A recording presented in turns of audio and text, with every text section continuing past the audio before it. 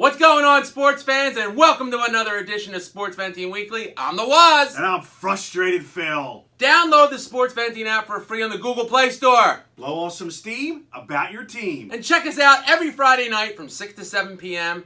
for SportsVenting Radio on 610 ESPN Philadelphia. It's the best hour of your week. Another week of not frustrated, Phil. You can't be frustrated. 10-1. The Eagles can clinch a playoff this weekend. Absolutely. It's just, they're a machine. They've now won 4 straight games by 20 or more, and they could become only the second team ever to win 5 straight games by 20 or more. They are clicking on all cylinders, and not only are they the best team in the NFL, they have the best celebrations in the NFL. Let's check them out.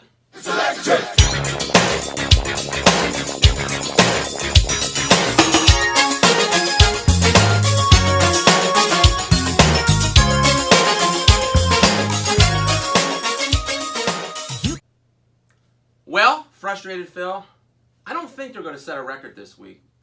I actually think they're going to lose this week. Oh, wow. Even though they're going up to Seattle without Richard Sherman and a kind of dismantled Legion of Boom, I think Seattle, playing for pride, playing for a playoff spot, I think Seattle takes them down. Could happen, but the Eagles, they're going to go in there, guns blazing, and hopefully it'll be a real good game. We'll see them. Hopefully we do see a good game.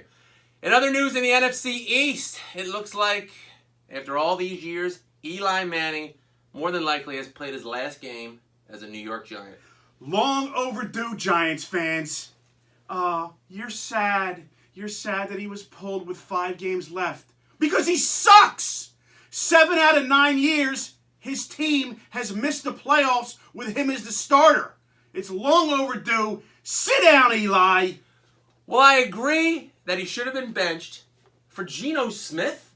The guy couldn't even play for the Jets, and you're benching Eli to put in Geno Smith. I much would have rather have seen third-round pick Davis Webb in his place. Let's groom a starter for the future. Sticking with football, I'm going to get my own tissue out so I can cry for all the Alabama fans who think it's a travesty that they're not going to play for the national championship because they only have 1 loss. Well, you know what? If your coach wasn't gutless! That's right, gutless! And if Nick Saban would play a real schedule, maybe you would be playing for the national title this year. Since Saban has took over in 10 years, he has played 2! That's 2 out-of-conference games on the road, at Duke and at Penn State. Furthermore, every year before the LSU game, he has a bye. And every year before the Auburn game, he plays a non-major team.